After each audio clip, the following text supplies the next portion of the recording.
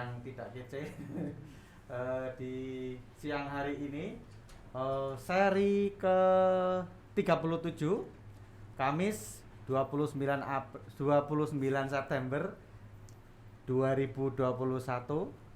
Hari ini kita akan membahas tentang satu topik yang cukup menarik dan cukup cukup booming lah saya pikir ya, yaitu tentang gerakan perempuan di era digital seperti sekarang ini.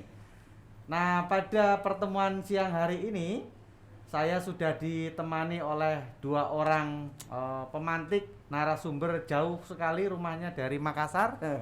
Satu lagi dari Purwakarta ya. Purwakarta, sorry, Purwakarta. Teman dari Seruni, ya, dari Seruni, sekaligus aktivis Mitra Wacana. Jadi meskipun secara formal sudah tidak di Mitra Wacana, tapi tetap menjadi bagian Mitra Wacana, minimal jadi relawan. Nah, siapa tahu siap. Besok yang menjadi nakoda di Mitra Wacana kan nggak tahu kan. Ya, kita perkenalan dulu, Sobat Mitra Wacana. Dari mana dulu ya? Dari Mbak Ana, silakan. Okay. Halo Sobat Mitra, perkenalkan saya Ana Mariana. Saya pegiat Mitra Wacana yang akan dan juga saya juga aktif di organisasi perempuan, itu Serikat Perempuan Indonesia Daerah Istimewa Yogyakarta. Satu lagi silakan. Perkenalkan, nama saya Ella. Saya juga aktif di organisasi perempuan, di organisasi Seruni. Jadi apa di sana? Jadi departemen organisasi. Apa itu departemen organisasi? Ini loh,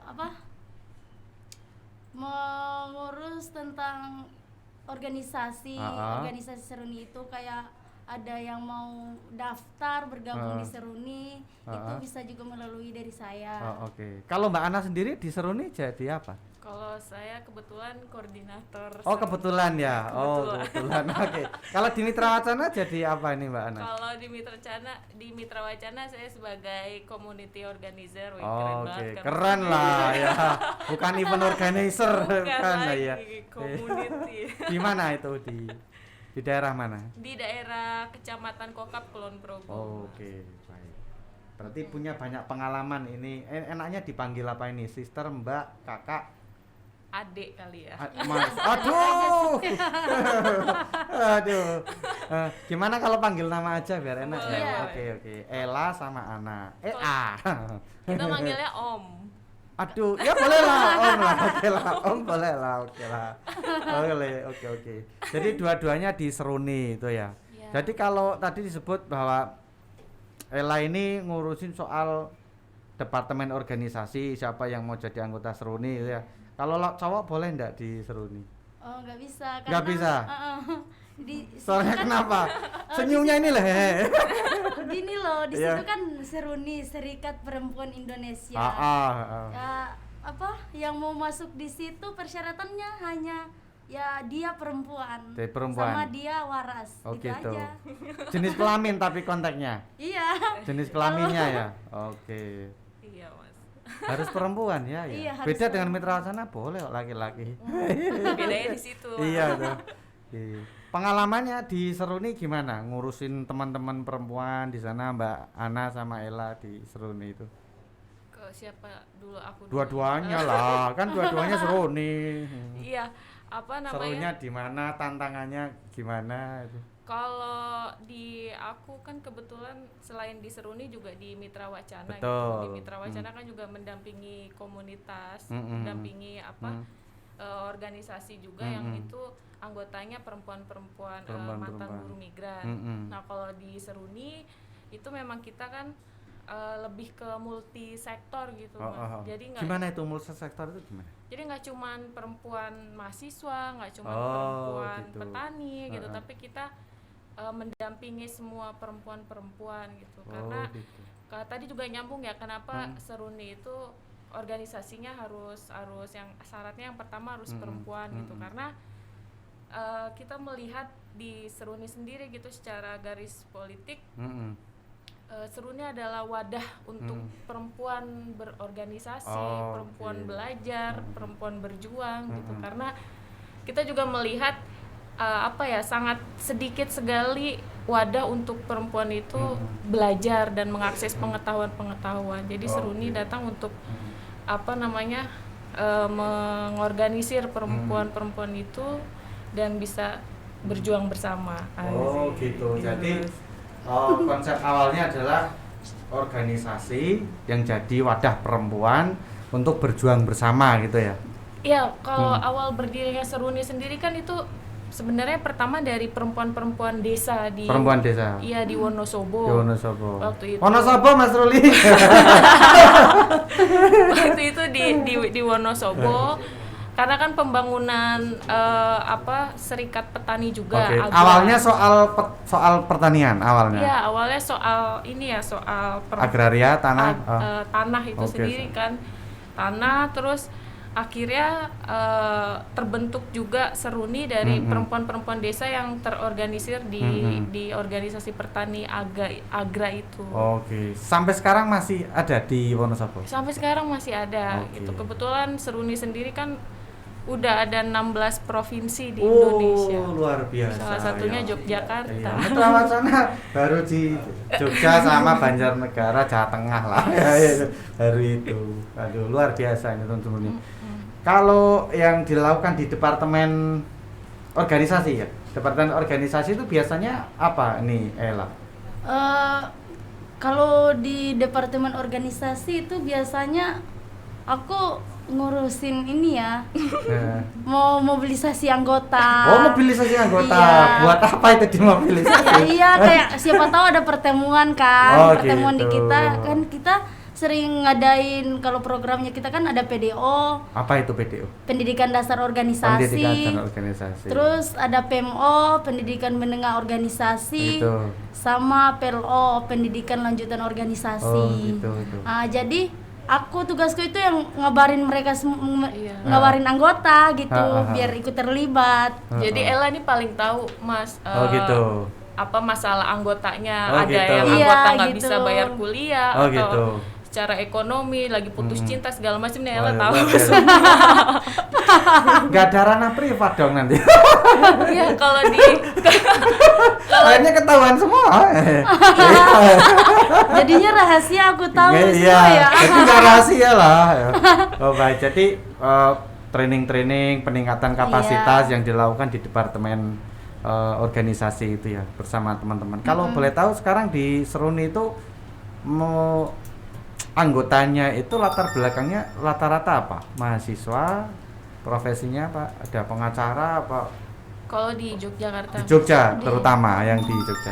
Kalau di Yogyakarta kan karena kota pendidikan ya. Jadi kita kalau anggota di daerah bahasa DPD, Dewan Pimpinan Daerah itu mahasiswa. Gitu. Tapi kita punya beberapa basis yang itu juga perempuan tani yang di Gunung Kidul. Itu juga ada perempuan buruh yang di salah satu PT di Giwangan gitu, Mas. Oh iya, inisialnya saya tahu kayak. Itu. Biasanya yang dilakukan teman-teman itu saat ini apa itu yang sedang dilakukan? Sedang mengadvokasi atau ada kegiatan apa? Kemarin itu terakhir kita advokasi. Iya, kemarin tuh kita serunya ada advokasi kawan. Di mana di Jogja. Di kasus apa ini? Kita mulai bahas agak serius ya. Tapi dengan santai. Kasus apa ini yang melibatkan? Jadi dia kalau boleh tahu. Dia nggak rahasia kan ini? Enggak. Oh iya. Karena jadi dia hamil yang tidak diinginkan gitu, Mas. Hamil yang tidak diinginkan, terus pacarnya nih dia nggak mau tanggung jawab, tapi malah selingkuh. Biasa budaya patriarki gitu ya, Mas ya. Ya nggak biasa lah, ini jangan dibiasakan. Terus dia selingkuh, terus akhirnya si penyintas ini dia merasa psikisnya tuh udah kacau, terganggu. Dia juga hampir bunuh diri dan ngebunuh bayinya gitu. Nah, itu sudah terjadi? Enggak, belum. Oh dia berusaha untuk aborsi ya. Iya, akhirnya tidak aman, benar. Akhirnya Seruni mendampingi dia sampai sekarang udah melahirkan ya. Iya, udah melahirkan. Terus sekarang anaknya gimana? Anaknya akhirnya dirawat atau iya, gimana? dirawat sama mereka berdua. Oh, jadinya. jadi setelah Akur teman-teman lagi. advokasi ketemu nih cowoknya, kemudian dia bersedia bertanggung jawab untuk merawat bayinya karena perbuatannya itu ya. Iya. Oh, gitu. Keren sekali nih teman-teman Soronya. Ya, sampai bisa membuat orang takut nih supaya bertanggung jawab. Oh, iyalah, mau enaknya gimana Iya, aja ya. benar, Ya. Mas.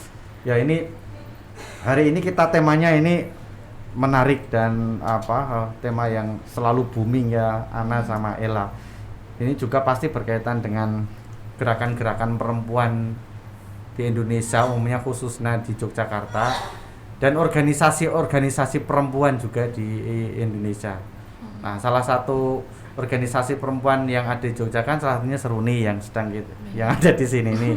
Ada Ana sama Ella. Menurut Ana sama Ella ini, sebenarnya apa sih yang perlu disikapi dari kemajuan teknologi yang disebut oleh revolusi industri yang sudah dibahas sejak 2005-2007 itu, apa yang perlu disikapi di situ supaya agar perempuan tidak terjebak menjadi konsumen atau objek saja.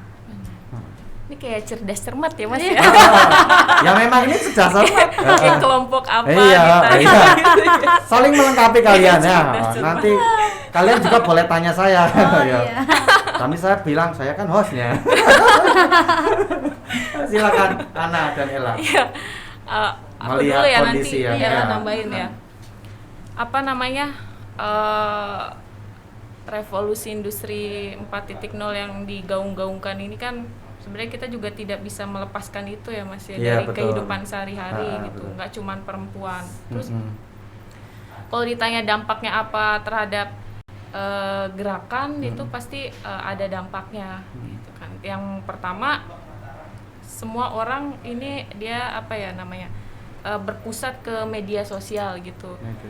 Kayak ada berita, terus apa namanya info-info terbaru pasti dia media sosial, tahunya itu dari media sosial. Sekarang apa namanya koran yang media apa cetak gitu.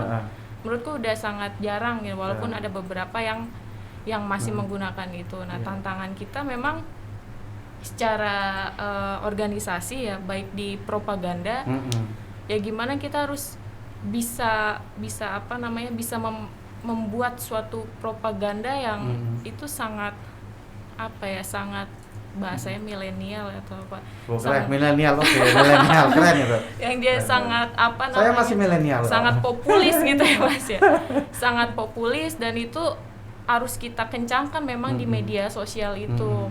Karena kan sebelumnya juga Seruni sering buat tulisan terus kita sebar gitu ya. Kita sebar sekalian bagi-bagi makanan gitu. Nah, sekarang kita harus bisa menyeimbangkan gitu kan. Menyeimbangkan apa propaganda yang kita buat ini untuk bisa sampai ke media sosial gitu. Nah, tantangannya yang ya apa namanya? Itu yang pertama. Terus yang kedua, di Seruni sendiri kita melihat apa ya?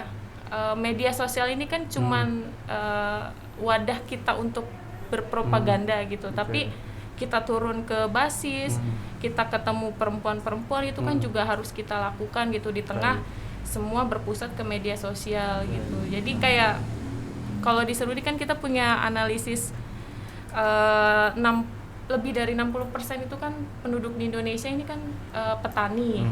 Nah, 60%-nya itu juga kebanyakan perempuan petani. Nah, apakah perempuan petani itu setiap hari dia harus setiap hari dia bisa mengakses media sosial gitu kan? Tidak gitu. Jadi gimana caranya kita bisa turun ke basis gitu, yang juga itu rakyat mayoritas, kita juga mengedukasi mereka secara langsung gitu Mas. Jadi harus balance gitu ya. Jadi minimal ada dua hal tantangannya. Dua hal tantangannya. Dua tantangan, dan itu berat sekali ternyata. Yang pertama itu mau nggak mau harus diterima media sosial, era digital. Kemudian yang kedua, bagaimana supaya orang-orang yang disebut Ana tadi yang 60% itu perempuan petani bisa mengakses dunia Pengetahuan juga gitu. maya ini itu loh. Ya. Itu loh teman-teman sobat Mitra Wacana, ada dua hal yang menjadi tantangan gerakan perempuan di era sekarang, terutama bagi organisasi perempuan yang bergerak di wilayah basis. Ternyata tidak mudah untuk memberikan edukasi terhadap mereka, yaitu konteksnya adalah soal akses terhadap informasi begitu ya. Kalau Ella gimana itu? Kalau Ana tadi menyebut ada dua hal, bahwa akses tidak mudah kata Ana itu loh. Kata saya mudah aksesnya. Aksesnya mudah, ya. Aksesnya mudah tuh. Ya, kita boleh kalau beda pendapat ya, santai aja. Akses bagi saya mudah, simbol saya juga bisa. Pokoknya kalau aksesnya dia punya duit, punya kuota, pasti bisa ngakses. Nah, pertanyaan saya adalah bagaimana caranya supaya para perempuan ini yang kata anak sulit mengakses, tapi juga melek secara literasi membacanya, literasi digitalnya. Itu gimana itu? Supaya ada yang tidak bisa ngakses, ada yang bisa ngakses. Bagi yang bisa ngakses ini, biar literasi digitalnya bagus itu gimana? Apalagi kan kebasis kan tadi. Ya mengenalkan Android aja kan lama. Iya. Misalnya. Gini loh, kalau ibu-ibu petani gitu ya. Iya. Itu ya mereka dunianya bukan hanya untuk dunia maya aja. Betul, gitu loh. Ya mereka harus kerja. Iya. Ya untuk memenuhi kebutuhannya mereka gitu. Itu pun mereka yang udah bekerja berapa jam gitu belum juga memenuhi kebutuhannya mereka. Ya gimana kalau udah terbagi dunianya mereka bekerja sama untuk fokus di dunia maya, ya menurut mereka nggak penting-penting amat, ya udah nggak usah aja lah. Karena untuk kebutuhan ekonomi juga loh. Penting bagi kita belum tentu penting bagi mereka. Iya kan. Ya. Kebutuhan kita pentingnya karena mau eksis ya. Kalau kita mau eksis aja ya. Tapi bagi teman-teman dampingan tadi disebut bahwa yo makan aja bisa kerja udah alhamdulillah udah untung. Apalagi harus mengakses dunia digital yang luar biasa, dunia medsos. Tetapi ketika dia misalnya punya keluarga, punya anak, itu anak dalam tanda kutip dipaksa harus mengakses ke dunia itu loh, karena akibat sekolah yang daring, seminar daring dan lain sebagainya itu gimana gitu? Gini loh, itu juga kami belum lama ini kan sempat wawancara ini yang tukang-tukang becak gitu. Gimana maksudnya? Kami wawancara terus kami nanya dampak PPKM kepada bapak-bapak ini apa? Terus katanya ya gimana, kami sebenarnya parkir di pinggir jalan kayak gini bukan nunggu penumpang katanya. Terus kami bilang kami nunggu apa?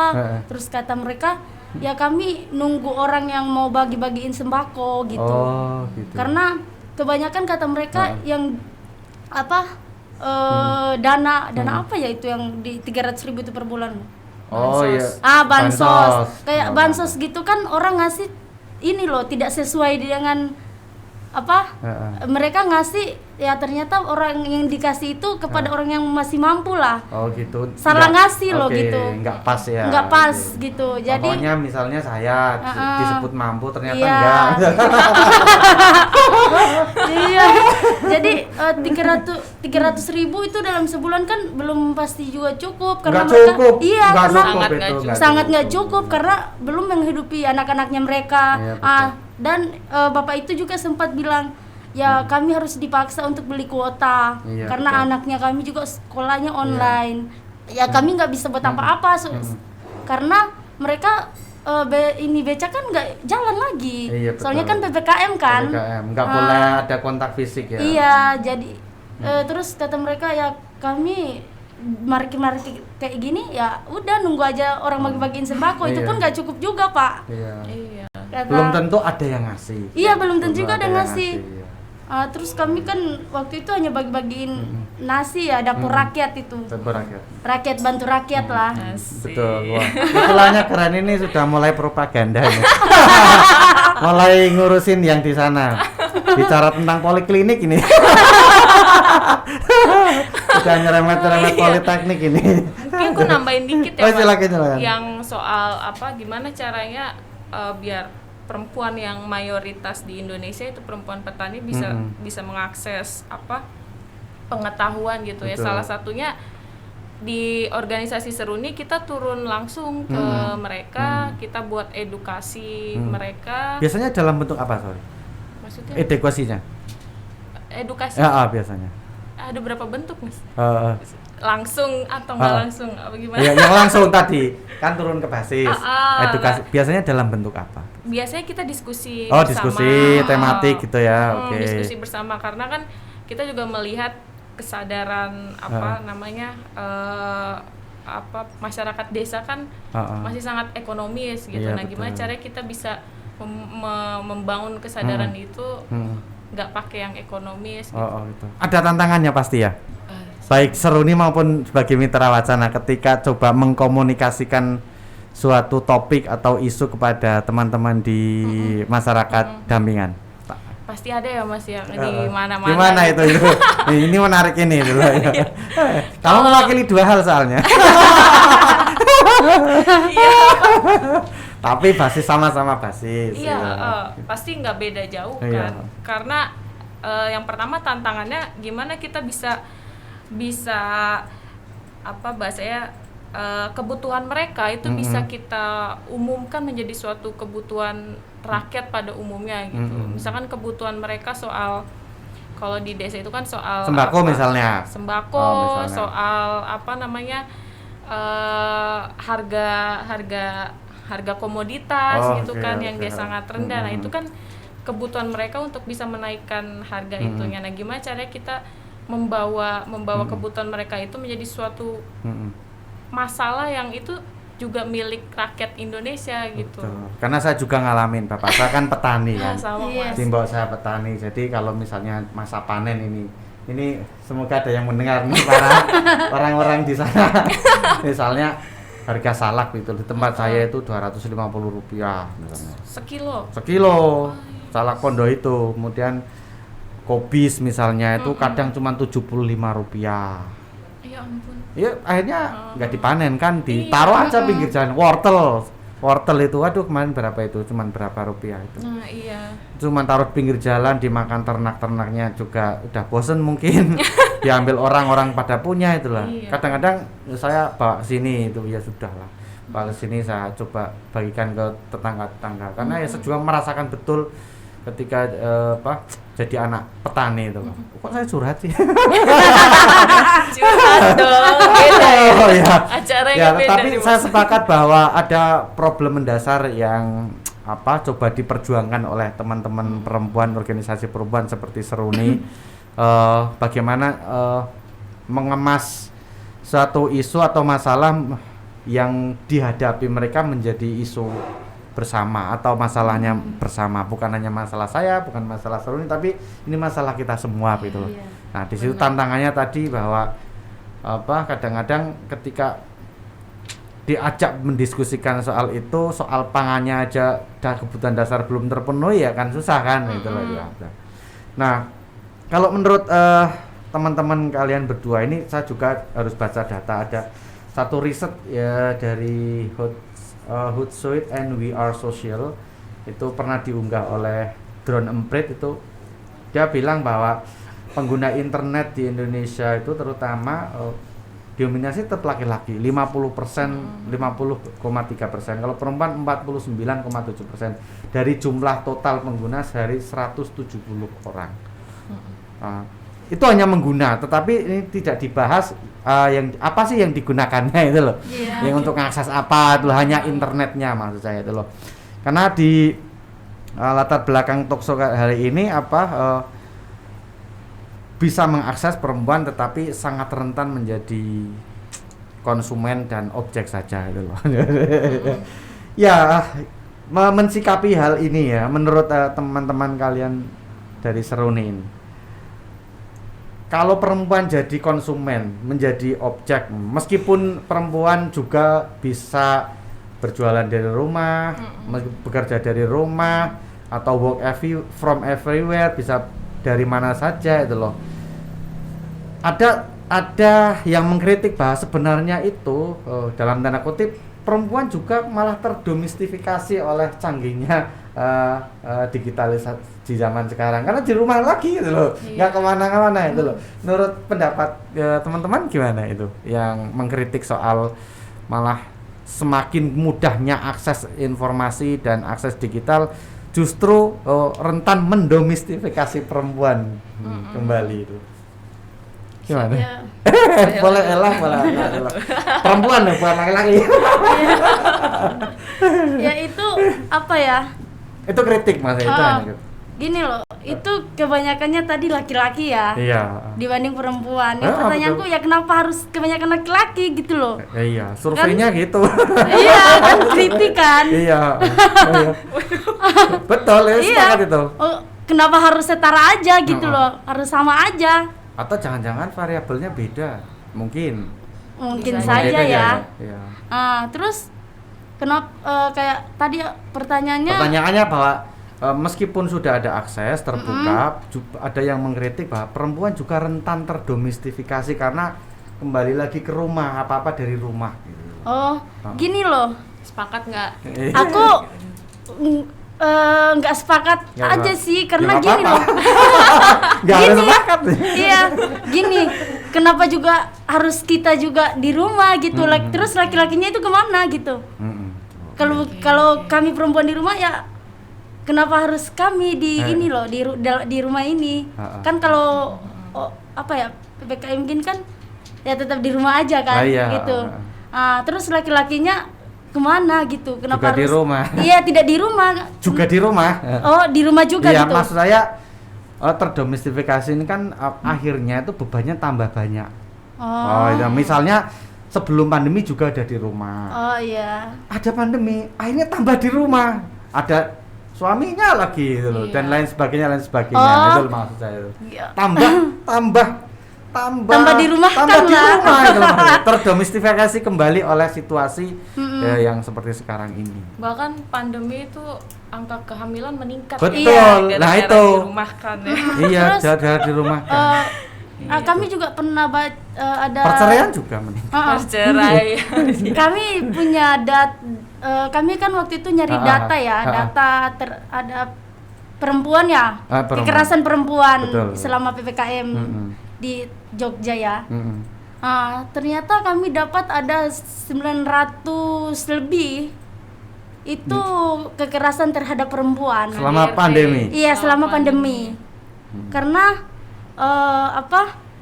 yang suaminya udah di PHK, pada akhirnya dirumahkan. Betul. Terus keluarganya mau makan apa? Betul. Gitu.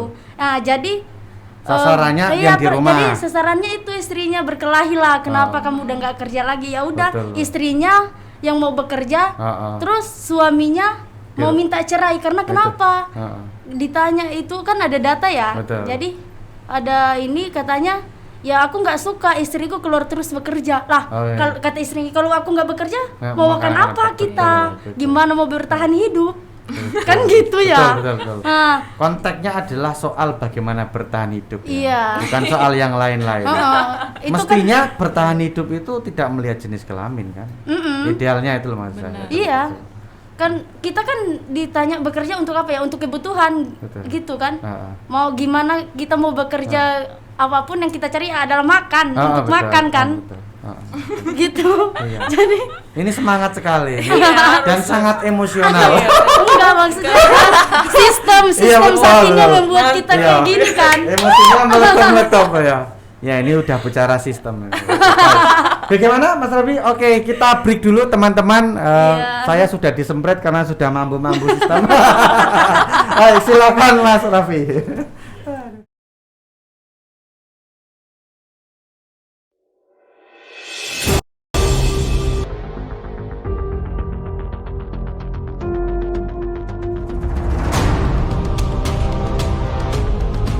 Mari lawan bersama virus corona. Jauhi keramaian.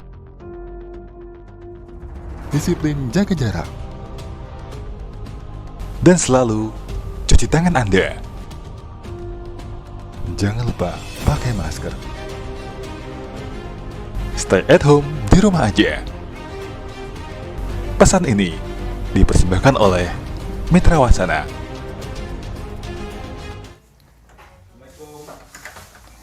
Waalaikumsalam. Ono apa ya Mas? Kok rame-rame ngene iki? Loh, kan iki wayahe syuting. Oh ya Allah, aku lali. Assalamualaikum warahmatullahi wabarakatuh. Selamat pagi pemirsa. Kali ini saya akan memberikan tips dan trik buat kalian cara menjaga kesehatan mental di saat pandemi COVID-19 ini. Seiyo Mas, aku tak nganggo sepatu dulu.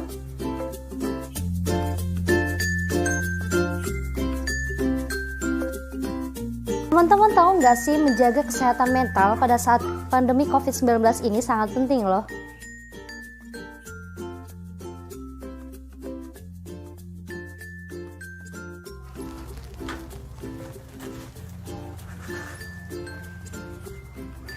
Ada beberapa hal yang dapat menyebabkan gangguan kesehatan mental, seperti rasa ketakutan atau rasa cemas kita akan adanya wabah, dan rasa jenuh saat karantina, kemudian banyaknya informasi yang simpang siur dan belum tentu jelas dan faktanya.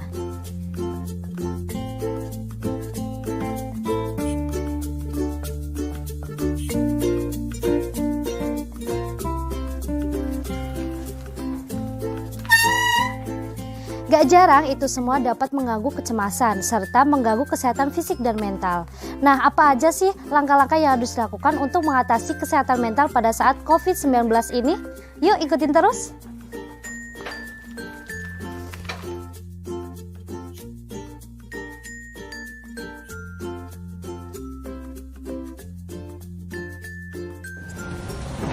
Yang pertama yaitu selalu melakukan aktivitas fisik, seperti olahraga, melakukan peregangan, dan latihan pernafasan yang membantu kita untuk menenangkan diri atau merilekskan. Dan jangan lupa berjemur di bawah sinar matahari ya, untuk meningkatkan imun tubuh kita.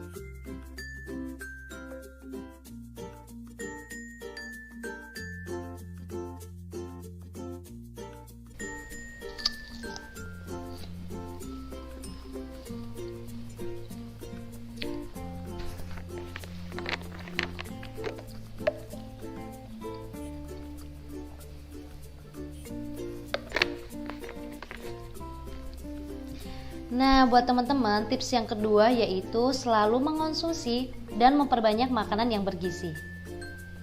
Asupan nutrisi yang cukup juga dapat menjaga kesehatan mental loh, baik secara langsung maupun tidak langsung.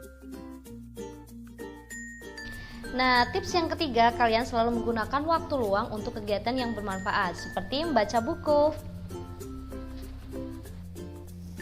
Selanjutnya, tips yang keempat, bijaklah kalian dalam memilih informasi yang dibaca.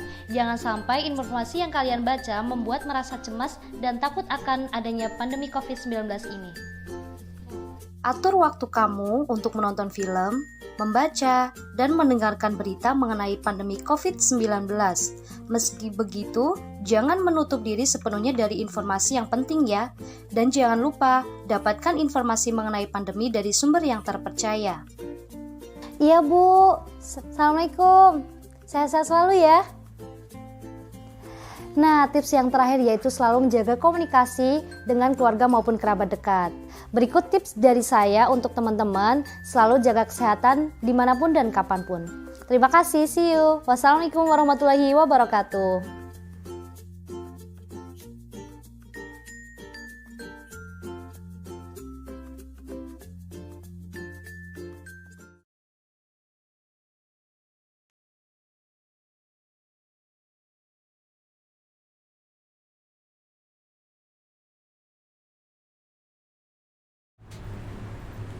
Baik, Ana sama Ella, kita dimasuk sesi kedua. Sobat Mitra Wacana juga boleh berinteraksi dengan kami di Facebook ya Mas Raffi. Di Facebook bisa kolom komentar, boleh komentar, boleh tanya, boleh mendebat saya, boleh mendebat anak Ella juga boleh, setuju boleh, nggak setuju juga boleh, kita bebas.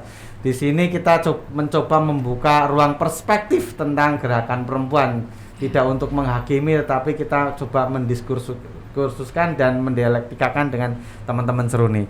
Tadi kita sudah sampai di istilahnya betapa menggubu-gubunya Ella ketika melihat teman-teman di wilayah basis itu bahasanya kaum tertindas begitu ya. Dan Ella sempat menyebut kami merasa sebagai penyambung lidah rakyat yang tertindas. Yang tidak tertindas bagaimana, ada yang nyambungin nggak ini? Nggak ada, perlu semua ya. tertindas sih, semua tertindas. Semua tertindas kan, iya. gitu. Tapi nggak sadar aja mereka kalau tertindas. Yang menindas apa lagi? Yang menindas sistem. Ya, oke. Sistem yang menindas Dibikin kita. tapi itu kan.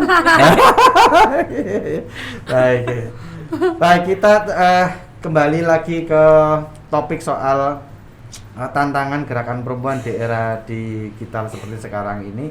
Nah, menurut Ana sama Ella ini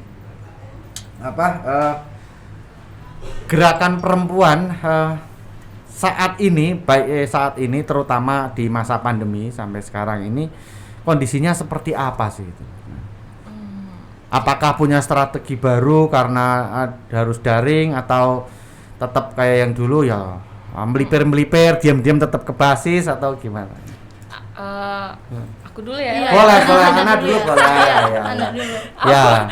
Namanya aku cerita yang di Seruni aja ya. Boleh, Mas, silakan, aku betul. kan di Seruni dan juga Seruni. di Jogja, Seruni Jogja gitu. Dan kalau masa pandemi memang itu kesulitan kita banget ya buat rekrutmen anggota baru, buat gitu. memperbesar organisasi itu lebih sulit ketimbang Di masa offline, normal dalam tanda kutip ya.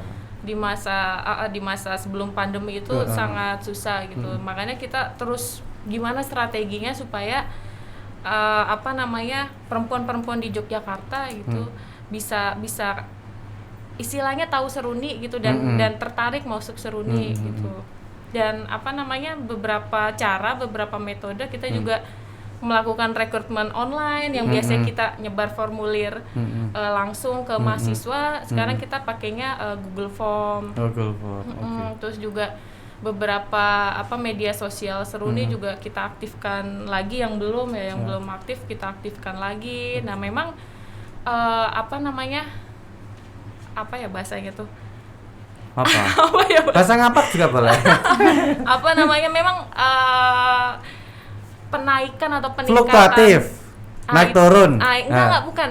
Peningkatan rekrutmen anggotanya itu memang nggak sesignifikan waktu offline gitu. Intensitasnya. Benar, intensitasnya. Terus kita udah coba online, tapi memang nggak bahasanya ya, lebih sedikit ketimbang kita offline yang nyebar langsung ketemu, jelasin tatap muka gitu. dan lain sebagainya. Bener. Nah, di situ kan tantangan kita gimana caranya kita bisa memperluas supaya semua tahu organisasi Seruni, garis politiknya, terus perjuangannya apa gitu, dan sampai dia tertarik. Dan di sisi lain juga kita harus bisa menjelaskan gitu secara langsung. Jadi metodenya kita udah pakai online, terus biasanya kita ajak ketemu buat ngomongin langsung gitu, Mas. Biasanya kalau karena ini di Jogja ya rata-rata jadi banyak mahasiswa ya. Biasanya kalau yang tertarik bergabung dengan Seruni misalnya, pengalaman dari teman-teman itu karena apa itu? Ya, saya tergabung gini karena karena menderita atau enggak kan? Ya kebanyakan ya kami nanya kan, kalian tertarik di bergabung di Seruni itu apa kan?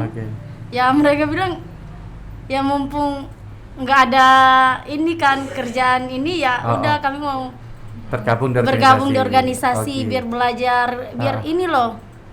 Dan aku sendiri itu ditanya juga kamu alasanmu apa untuk bergabung di Seruni gitu. Jadi aku bilang ya aku bukan hanya untuk gabut ya mau bergabung di situ kayak nggak ada kerjaannya.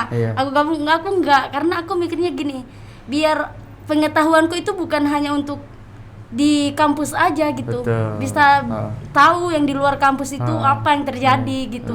Biar nantinya aku balik ke kampung ke Sulawesi Tengah ditanya. Memang balik lagi ke sana? Enggak, maksudnya kalau udah selesai kan.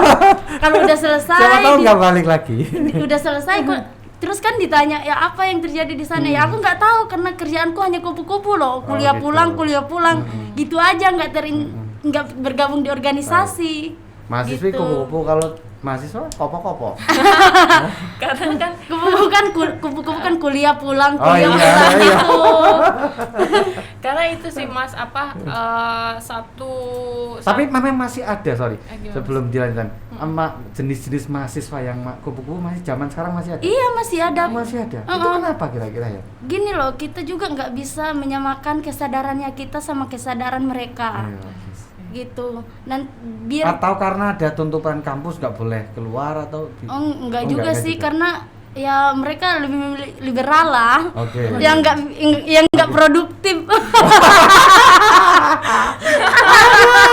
Kuliah pulang tidur kan, Oh, iya, gitu oke, aja. oke. Tidur makan bangun. Oh, iya. Ya maunya jalan-jalan aja, Oke. ya ngapain gitu. Oke. Itu terdomestifikasi nggak menurut Ella kalau seperti itu? Wong kuliah terus pulang lagi ke rumah lagi, nggak ngapa-ngapain Ya misalnya. apa yang Kalau nggak terdomestifikasi kan harus keluar dari rumah. ya terdomestifikasi. Terdomestifikasi. Iya. Tapi bukan oleh sistem kalau itu konteksnya mungkin ya. Ya Karena disebut kupu-kupu. sistem itu tetap sistem. Tetap sistem? Sistem pendidikan. Lah ya makanya tadi kan saya bilang apa ini juga ada hubungannya dengan kampus yang punya 75% harus. So, misalnya jadi udah lelah di kampus misalnya, dengan pulang ya sudahlah udah capek di rumah aja, ada yang gitu atau gimana? Silakan dilanjut. Jadi lupa ya. Ya kupu-kupu tadi gabut nih ya. Gini loh, kalau orang yang hanya ya aku juga sempat juga ngajak juga temanku gitu yang satu ini ya, tapi mereka bilang males, aku males, kamu aja nggak usah ngajak. Ya udah, aku bilang ya emang gini, kita kan ya mau bangun kesadaran orang itu sulit ya. Iya, betul. Nggak hanya biar berapa puluh kali pun kita ngeprov ya, tapi kesadarannya mereka belum terbangun ya, tetap akan nggak bisa gitu. Karena pengetahuan dan berangkatnya kesadaran kan gitu udah beda ya. Iya. Udah sebelum kenal Mitra Wacana, sebelum kenal Seruni sudah punya nilai tertentu misalnya. Nah, nilainya menolak ya udah menolak terus. Malas aja gitu misalnya gitu. Nah, itu ya ada tantangan luar biasa memang ketika bicara tentang soal kesadaran dan pengetahuan bagi setiap individu. Itu pekerjaan mulia. Bisa lama, bisa sebentar, mobilisasi mungkin sebentar ya kalau mobilisasi. Tapi kalau konteks kesadaran, itu kembali lagi ke masing-masing individu dan mungkin berkaitan dengan metode yang kita gunakan. Nah itu ya kondisi gerakan perempuan di sekarang ini ya tentu terpapar soal terdampak pandemi dan sebagainya. Termasuk soal budget ya, anggaran misalnya. Termasuk Mitra Wacana misalnya itu juga begitu. Mas itu Noto yang ngomong ya. Iya, sama aja organisasi pemerintahan, organisasi ormas juga sama karena semuanya beralasan harus dialihkan ke pandemi misalnya, mau ketemu nggak boleh, nanti digerebek gitu loh. Itu kan susah juga itu. Menjadi itu secara tidak langsung mempengaruhi psikologis kita untuk bertemu orang. Sekali bertemu terus digerebek misalnya. Baru sekali mau bertemu dan digerebek, besoknya nanti digerebek lagi kita ya gitu kan gitu loh. Itu jadi orang ya sudahlah kalau gitu di rumah aja gitu loh. Ya itulah. Ya kembali lagi ke soal gerakan perempuan, itu sebenarnya melihat tantangan yang begitu beragam tadi, kira-kira jalan keluarnya bagaimana sih supaya dalam tanda kutip kita bisa berdampingan dengan situasi sekarang ini tetapi gerakan tetap bisa jalan. Ya. Perempuan bangkit melawan penindasan. Wah, itu motonya memang luar biasa. Ini maksudnya implementasinya gimana? Iya, jalan keluarnya gitu. Itu sikap kali. Itu sikap kali. Jalan keluarnya iya melawan. Gimana caranya melawan? Ya perkuat mobilisasi, terus berjuang di organisasi. Iya, orang disuruh masuk organisasi nggak mau kan, gimana? Ya iya kan gini loh, orang biasa bilang ya ngapain berorganisasi? Ya maksudmu kamu udah dari kecil itu udah masuk organisasi, organisasi terkecil. Ya di keluargamu. Ya kenapa harus benci organisasi gitu? Iya, betul. Ya nggak usah benci memang. Nah, nggak usah benci organisasi. Jadi lupa jadi mau ngomong apa. Soalnya yang sama itu bagi saya. Terintimidasi ya, Saya Mas. terintimidasi betul. Untung nggak bawa apa-apa ini. Coba kalau bawa yang lain. Aduh. Baik, kalau menurut Ana gimana itu menghadapi tantangan kalau Ella kan ya perempuan bangkit melawan penindasan itu. Bentuknya gimana itu? Ya saya sepakat sama Ella ya. Iya, saya juga sepakat. Bentuknya gimana melawan? Karena bawa senjata pasti ditangkap, nggak boleh. Demonstrasi juga nggak boleh sekarang, gitu loh. Nanti kita mengkritik negara, pemerintah, nanti ada ITE itu kan kita serba di kerangkeng dalam tanda kutip, dibatasi dalam segala hal itu. Benarnya itu kalau kita mau cermat. Ya boleh silakan kritik, tapi habis itu ditangkap misalnya gitu loh. Itu gimana itu? Kalau dalam situasi yang seperti ini, kalau harus tetap melawan, tetapi kondisinya seperti ini. Karena aku tadi aku sepakat sama Ella gitu, kalau perempuan tuh harus bangkit. Betul. Nah kan gimana caranya supaya perempuan ini bisa bangkit gitu kan di tengah kondisi yang kalau Seruni bilang sangat fasis ya. Kita apa itu fasis? Fasis tuh di mana-mana kita dibatasi gitu. Tadi kan Mas Nonto bilang gerak-geriknya media sosial terus diintimidasi, direpresi gitu. Nah, bukan hanya oleh negara, oleh Facebook juga begitu kan. Benar. Komentar Anda ditandai sebagai komunitas apa itu? Standar komunitas itu loh. Mengganggu standar komunitas itu loh itu. Saya biasa soalnya itu. Nah, bukanlah hanya negara tapi ternyata oleh provider penyedia aplikasi juga begitu. Dilanjut silakan. Iya, ya jalan keluarnya nggak ada pilihan lain sih selain perempuan itu harus berorganisasi. Selain perempuan itu harus bagaimana dia mengetahui kondisi situasi perempuan saat ini, kedudukan perempuan saat ini di tengah kebudayaan patriarki yang sangat langgeng, sangat eksis. Nah tadi juga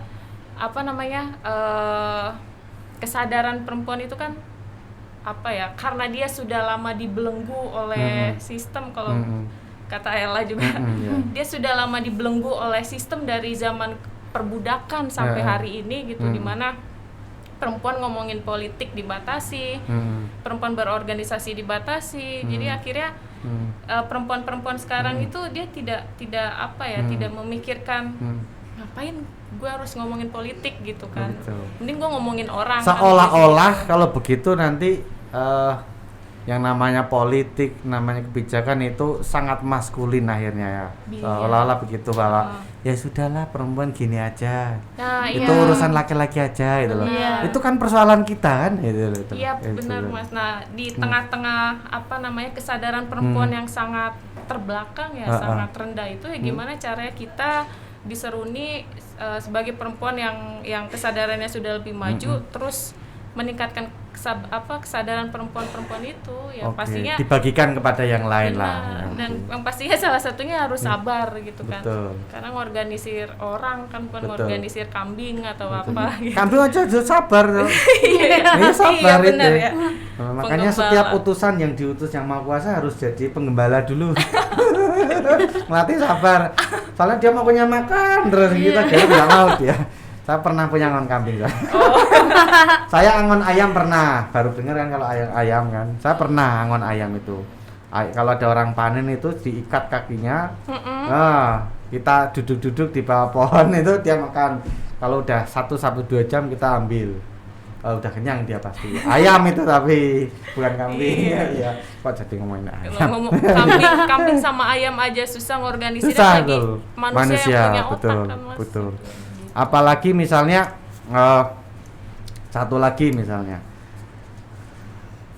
ketika mengorganisir entah di satu desa, entah itu di kampus, entah di luar kampus, itu kita akan bertemu dengan dalam kelompok dalam tanda kutip kepentingan lain kan biasanya. Misalnya yang menawarkan soal kesadaran kan bukan hanya Seruni, bukan hanya Mitra Wacana, ya kan loh. Tiba-tiba kita bicara soal kesadaran bahwa perempuan punya hak untuk bicara, untuk ikut terlibat dalam pembangunan. Tiba-tiba ada yang datang misalnya, nggak usah lah, kamu kan ngomong apaan, saya kasih aja ini loh.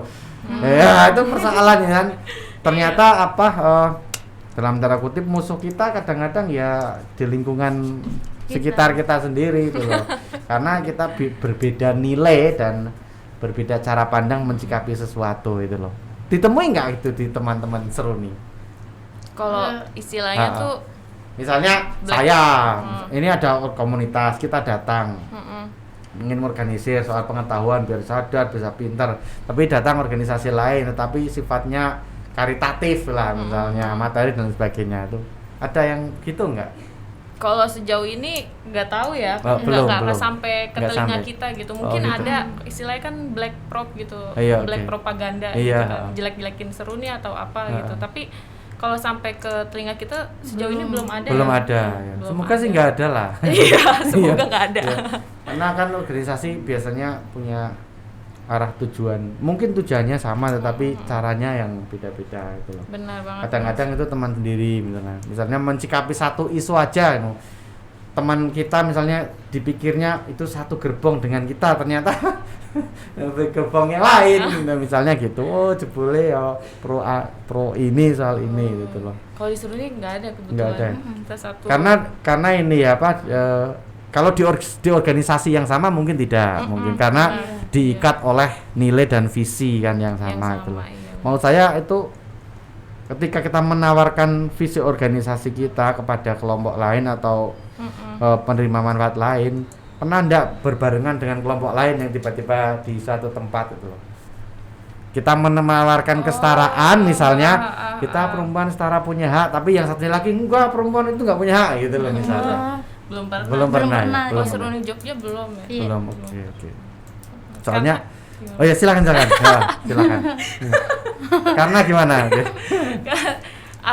Karena itu ya yang membedakan organisasi Seruni dengan organisasi perempuan pada umumnya gitu. Oh, gitu. Kalau di Seruni sendiri kita melihat problem perempuan ini dia tidak berdiri sendiri gitu, tapi dia lahir dari problem umumnya dia sebagai rakyat. Jadi kalau misalkan problem perempuan di buruh gitu, perempuan pekerja pasti kan soal upah yang layak. Nah problem umumnya itu kan ya sekarang buruh mana ada upah yang layak gitu. Tetapi di problem perempuan adanya diskriminasi upah gitu, perbedaan upah terhadap perempuan. Nah itu kan lahir dari upah yang tidak pernah layak oleh buruh. Jadi ya Seruni kenapa kita mengorganisir perempuan di berbagai sektor, dan itu juga salah satunya untuk bisa mempersatukan perempuan dengan rakyat laki-laki lainnya gitu Mas. Oh gitu ya. Jadi banyak hal yang diperjuangkan Seruni. Nah kita mulai apa nih Mas? Mulai mikir saya. Mau nanya apa? Di negara kan sudah punya kebijakan soal perlindungan perempuan, bahkan sampai ke daerah. Kalau menurut teman-teman Seruni cukup nggak itu? Atau soal implementasi sebenarnya yang bermasalah? Ya, kalau undang-undang kan udah banyak kan? Iya. Undang-undang PKDRT. Ya, meskipun itu bermasalah lah, oke, nggak masalah. PKDRT, kemudian soal perpres, kemudian soal UU PTPPO yang belum ada memang untuk PKS, penghapusan kekerasan seksual itu. Menurut teman-teman gimana? Apakah tidak cukup negara sudah atau tidak cukup? Sudah cukup atau belum cukup negara melindungi harkat dan martabat perempuan sebagai manusia? Kalau kita memandang bahwa baik itu undang-undang, PP, Perpres itu kan suatu produk hukum. Oke, produk hukum. Produk hukum yang dibuat oleh negara ya, kelas yang berkuasa gitu. Jadi semua aturan-aturan hukum yang disahkan, yang dilegalkan itu pasti untuk kepentingan kelas yang berkuasa itu, Mas. Sekalipun itu apa namanya memiliki kepentingan untuk masyarakat, itu menurutku nggak ada produk hukum sampai saat ini ya. Kita memandang bahwa nggak ada produk hukum yang dia benar-benar mewakili untuk kepentingan masyarakat gitu, karena produk hukum ini lahir dari kelas yang berkuasa itu. Kayak gitu sih, Mas. Menurut kita. Bahkan RUU PKS ya, RUU PKS itu di Seruni sendiri kita sepakat untuk bagaimana RUU PKS ini segera disahkan gitu. Tapi kan problemnya negara ini kan alat kelas gitu. Negara ada yang menyetir negara gitu, kelas-kelas yang berkuasa. Makanya sampai sekarang Jokowi tidak mengesahkan RUU PKS ya, karena itu tidak apa ya, Bas ya, tidak mengakomodir kepentingan kelas yang berkuasa tadi gitu.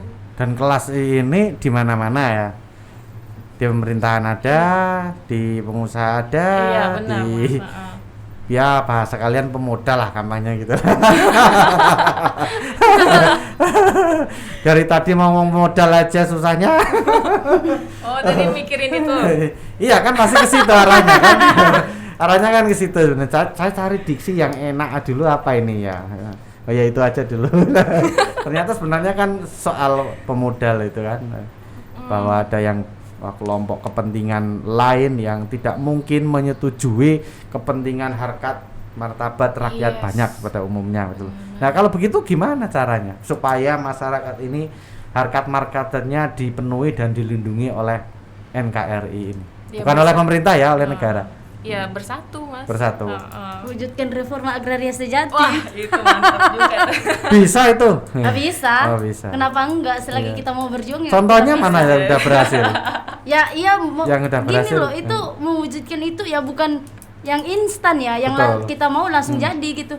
Ya dialektis loh. Iya betul. Asik. Aku sepakat itu maksudnya. Ada enggak misalnya contoh daerah tertentu yang coba